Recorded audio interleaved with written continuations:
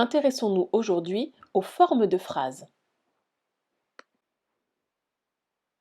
Une phrase peut avoir plusieurs formes qui peuvent se combiner entre elles. Il existe tout d'abord les formes affirmatives ou négatives, la forme impersonnelle, la forme exclamative et enfin les formes actives ou passives. Tout d'abord, une phrase peut être affirmative ou négative. Elle ne peut pas être les deux à la fois. Dans une phrase négative, tout simplement, tu repéreras des petits mots pour indiquer la négation. Ce sont des adverbes de négation qui fonctionnent souvent par deux.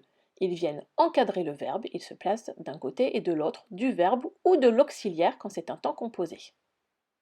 Une phrase peut également être à la forme impersonnelle. Elle va contenir un pronom il qui ne désigne rien ni personne. C'est un il impersonnel. Quand on dit il faut trouver une solution ou il neige, il ne désigne rien.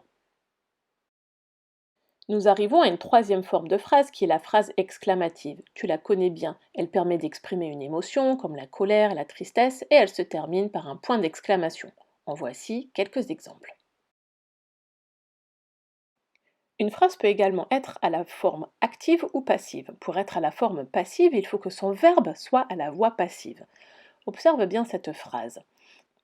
On trouve tout d'abord un sujet qui fait bien l'action du verbe attraper et ce verbe est suivi d'un COD. Maintenant, voici la même phrase mais à la forme passive. Pour transformer un verbe à la voix passive, il faut prendre l'auxiliaire être et le conjuguer au même temps qu'à la voix active. Ici, c'était du présent, on a donc EST, et on ajoute le participe passé du verbe. Tu remarqueras que le sujet de la phrase active est devenu en fait ici ce qu'on appelle un complément d'agent. On le reconnaît car il est toujours introduit par la préposition par. Le COD, quant à lui, est devenu le sujet à la forme passive. Ce nouveau sujet, la souris, n'est plus celui qui fait l'action. On parle donc d'une forme passive et non plus d'une forme active de la phrase. Il te faut retenir aussi que le complément d'agent n'est pas toujours exprimé. On n'est pas toujours obligé de l'indiquer dans la phrase. Voyons avec un exemple si tu as bien compris. N'oublie pas que les formes de phrases peuvent se combiner entre elles.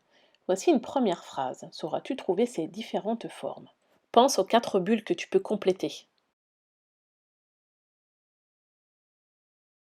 Elle contient une négation, un il impersonnel, une exclamation, et elle est à la forme active.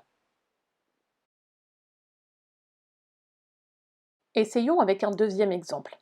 Observe bien cette nouvelle phrase.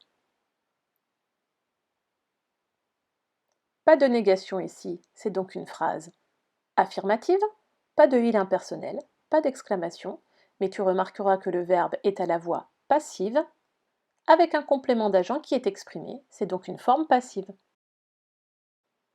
Voilà, tu sais tout sur les formes de phrases, il ne te reste plus qu'à faire le travail demandé. Joyeux clic!